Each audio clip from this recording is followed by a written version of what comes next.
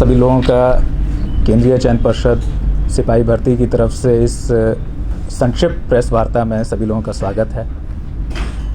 आप जानते हैं कि हमने 11 मार्च 2025 को विज्ञापन 1/2025 प्रकाशित किया था 19,838 सिपाहियों की भर्ती के लिए। तो उसी की प्रक्रिया को आगे बढ़ाते हुए अब हम इसकी लिखित परीक्षा आयोजित करने जा रहे हैं। उससे पहले मैं थोड़े से आंकड़े दे दूं। 11 मार्च को हम लोगों ने विज्ञापन प्रकाशित किया था और 18 मार्च से आवेदन आमंत्रित करने शुरू किए, जो कि 25 अप्रैल तक चले। पहले 18 अप्रैल तक रखी थी उसकी डेट, उसको 25 अप्रैल तक बढ़ाया था क्योंकि मार्च और अप्रैल के महीने में कई तरह के अवकाश आदि थे जिनकी वजह से बैंक आदि बंद हुए थे, तो इसलिए लोगों को ध्यान में रखते हुए उसको 25 तक बढ़ाया था। 17,06,628 आवेदकों ने शुरू में इसमें रजिस्ट्रेशन किया और अंतिम रूप से अब हमारे पास 16,73,586 अभ्यर्थी हैं जो कि जिन्होंने अपने आवेदन कंप्लीट किए, भरे और उनके जो है वैलिड हमने उनको पाया है। जो 17,06,628 आवेदन थे उसमें से 10,947 आवेदन पूर्ण नहीं थे, यानी उन्होंने रजिस्टर किया लेकिन फॉर्म भरा नहीं पूरा। 20,940 आवेदकों ने जो है अपना रजिस्ट्रेशन कैंसिल कर लिया था जो है, और उसके बाद 1,155 को जो है हम लोगों ने वैलिड नहीं पाया था। इनकी सूची भी हम लोगों ने 6 जून को प्रकाशित की है। तो इस तरह से अब 16,73,586 हमारे वैलिड अभ्यर्थी हैं। इनकी परीक्षा हम 16 जुलाई 2025 से प्रारंभ करके 3 अगस्त 2025 तक के बीच में 6 चरणों में लेंगे।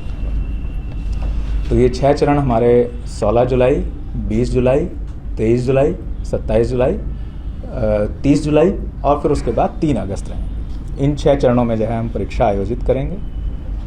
राज्य के 38 हमारे रेवेन्यू डिस्ट्रिक्ट हैं। डिस्ट्रिक्ट हेडक्वार्टर्स में 627 सेंटर्स में आयोजित की जाएगी। एक शिफ्ट में यानी एक दिन में करीब 2.5 लाख से 3 लाख के बीच में अभ्यर्थी हमारे इसमें पार्टिसिपेट करेंगे। तो इसके बारे में परीक्षा की जो हमारी तैयारी की गई है उसके बारे में मैं थोड़ा सा आपको ब्रीफ कर देता हूँ। पर्षद, पुलिस मुख्यालय और राज्य सरकार हमारे द्वारा जो है इसके लिए जो है अच्छे संचालन के लिए व्यापक तैयारियाँ की जा रही हैं। राज्य प्रशासन के जो वरीयतम स्तर हैं उनसे भी जो है सही समय पर सभी जिला पदाधिकारियों और सभी पुलिस अधीक्षकों के साथ समीक्षा बैठकें की जाएंगी और उन्हें कड़ाई से स्वच्छ परीक्षा संपादन के लिए मार्गदर्शन भी दिया जाएगा। ये सही समय आने पर अभी हमारे पास समय है। परीक्षा के सुचारू और कदाचार मुक्त संचालन के लिए राज्य सरकार ने जिला पदाधिकारी को एग्जाम कोऑर्डिनेटर और जिला पुलिस अधीक्षक को एग्जाम कोऑर्डिनेटर इनको भी नामित किया हुआ है। केंद्रीय चयन पर्षद सिपाही भर्ती की जितनी भी परीक्षाएं हैं उनके लिए डिस्ट्रिक्ट मजिस्ट्रेट्स और सुपरिटेंडेंट ऑफ पुलिस ये हमारे कोऑर्डिनेटर्स और को कोऑर्डिनेटर रहते हैं। राज्य के हमारे जितने भी साइबर थाना है और आर्थिक अपराध इकाई के स्तर से सोशल मीडिया आदि पर परीक्षा से संबंधित निगरानी की जा रही है और संदिग्ध बातों अथवा व्यक्तियों पर भी नजर रखी जा रही है और इसे आने वाले समय में हम इसे और सघन करते जाएंगे जैसे जैसे समय नज़दीक आता रहेगा।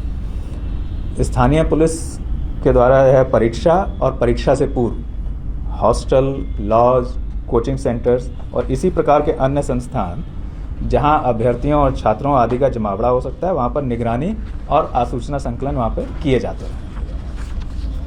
इन सब के इंस्ट्रक्शंस हो चुके हैं और ये कार्रवाई प्रारंभ भी हो गई है, आगे और सघनता से की जाती है।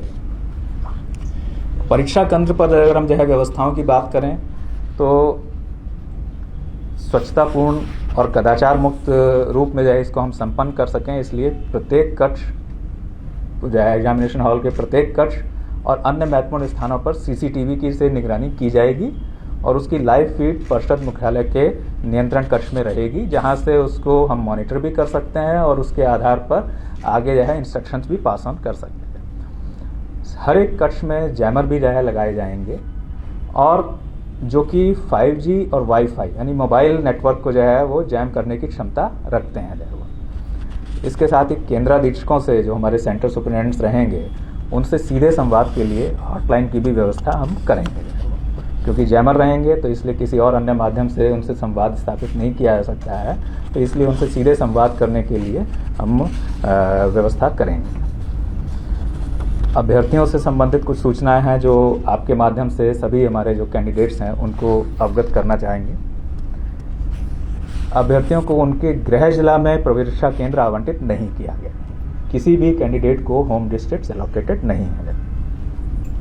जिला, तिथि और केंद्र आवंटन का कार्य जो है ये हमने रैंडमाइजेशन तरीके से किया है, जिससे कि एक तरह से जो है कहें कि रैंडम वे में जो है उनको किस डेट और किस जिले में जाना हो सकता है वो पता चलेगा जो है उसमें। 20 जून से हमारे सभी कैंडिडेट्स हमारी वेबसाइट पर जाकर के परीक्षा तिथि और जिला की सूचना देख सकते हैं। 20 जून से उनको कि किस तिथि को और किस जिले में उनका सेंटर पड़ेगा उसको जो है ज्ञान करते हैं।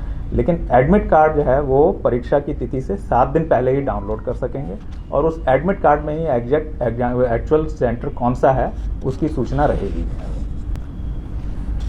हमारी परीक्षा ये 2 घंटे की होगी, 12 बजे से 2 बजे के बीच में, लेकिन इसमें उनका अभ्यर्थियों का प्रवेश सुबह 9:30 बजे से प्रारंभ होगा और 10:30 बजे तक मेन गेट से चलता रहेगा। प्रवेश के समय उनके डीएफएमडी, एचएचएमडी और जिला पुलिस के प्रशिक्षित पुलिस कर्मियों से उनकी चेकिंग और फ्रिस्किंग कराई जाएगी और उसके बाद ही उनको प्रवेश दिया जाएगा।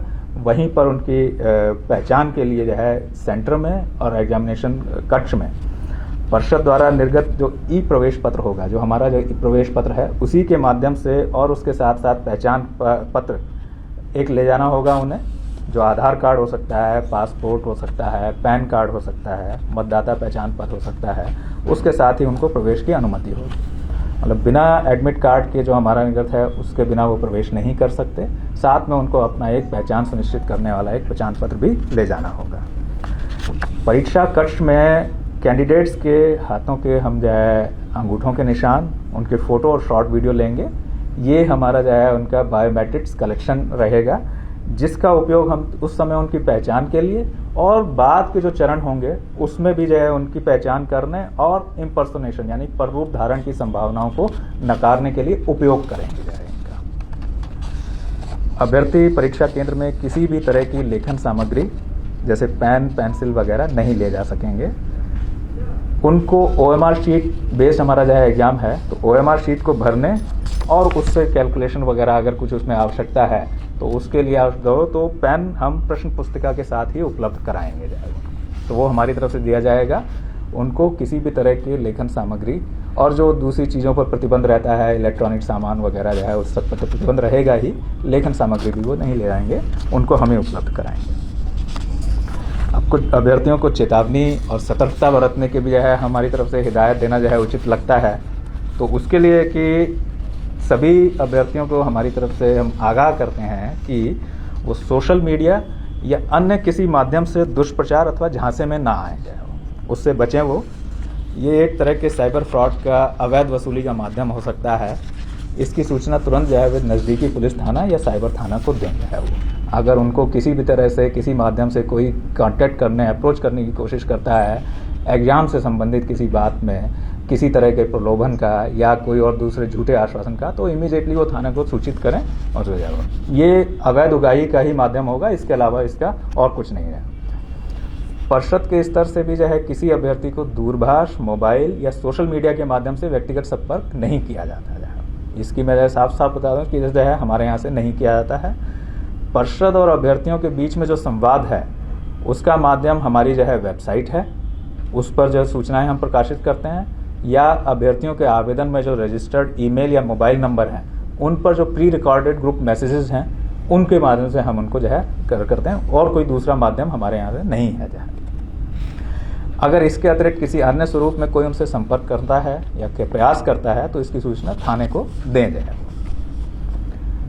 एक बात और कि परीक्षाओं की निष्पक्षता और स्वच्छता को बनाए रखने के लिए बिहार सरकार ने बिहार लोक परीक्षा अनुचित साधन निवारण अधिनियम 2024 जैसा कड़ा कानून अधिनियमित किया है जो है वो। तो 2024 में उसकी अनुसूची में भी जो है हमारा केंद्रीय चयन पर्षद सिपाही भर्ती की परीक्षाएं जो आयोजित करते हैं वो सब उसमें सम्मिलित हैं।